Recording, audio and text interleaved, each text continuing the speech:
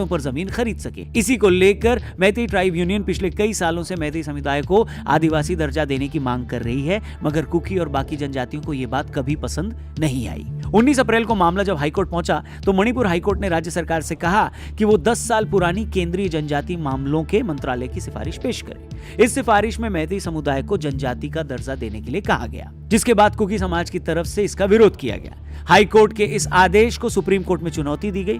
Cookie समाज का कहना था कि मैतेई समाज का पहले से ही नौकरियों में दबदबा है। राज्य में 60 में से 40 विधायक भी मैतेई समाज से आते हैं। ऐसे में अगर उन्हें जनजाति का दर्जा दिया गया तो ये लोग पहाड़ों पर जमीन खरीदना शुरू कर देंगे और कुकी समाज हाशिए पर चला जाएगा। इसी को लेकर 3 मई को एक रैली निकाली गई और देखते ही देखते रैली हिंसक हो गई। कुकी लोगों ने मैतेई समाज के लोगों पर हमला किया, जिसके बाद मैतेई लोगों ने भी कुकी लोगों को निशाना बनाना शुरू किया। चर्चों में आग लगी, 2000 से ज्यादा कुकी लोगों के घरों को निशाना बनाया गया। वहीं कुकी इलाकों में रहने वाले मैतेई लोगों पर भी हमले हुए।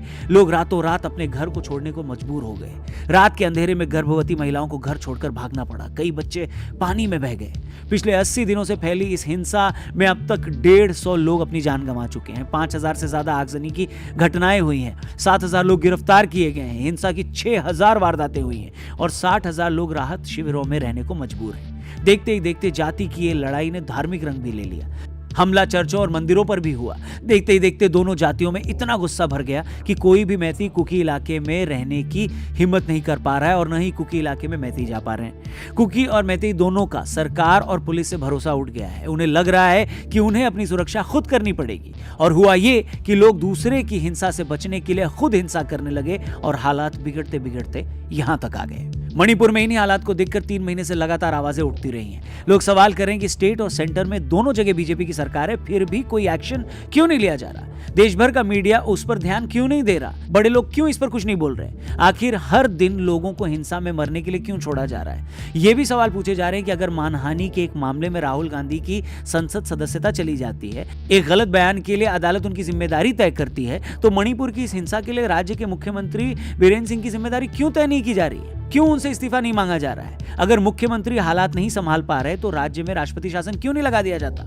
मगर इन 3 महीनों में इनमें से किसी भी सवाल का कोई जवाब नहीं मिला। लेकिन 19 जुलाई को एक ऐसा वीडियो सामने आया जिसने सबको बोलने पर मजबूर कर दिया। ये वीडियो 19 जुलाई को जरूर सामने आया, मगर ये घटना 4 मई की बताई जा रही है। इंडियन एक्सप्रेस में पब्लिश रिपोर्ट में घटना से जुड़ी एफआईआर की डिटेल दी गई है। घटना का पूरा ब्यौरा सुनकर आपके रोंगटे खड़े हो जाएंगे। एफआईआर में पीड़ित महिला ने बताया कि थौबल जिले में 800 से 1000 लोगों ने कुकी लोगों के घरों पर हमला किया। इस भीड़ से बचने के लिए लोग अपने घरों से भाग रहे थे। इसी भीड़ में 2 महिलाएं और एक युवा महिला अपने पिता और भाई के साथ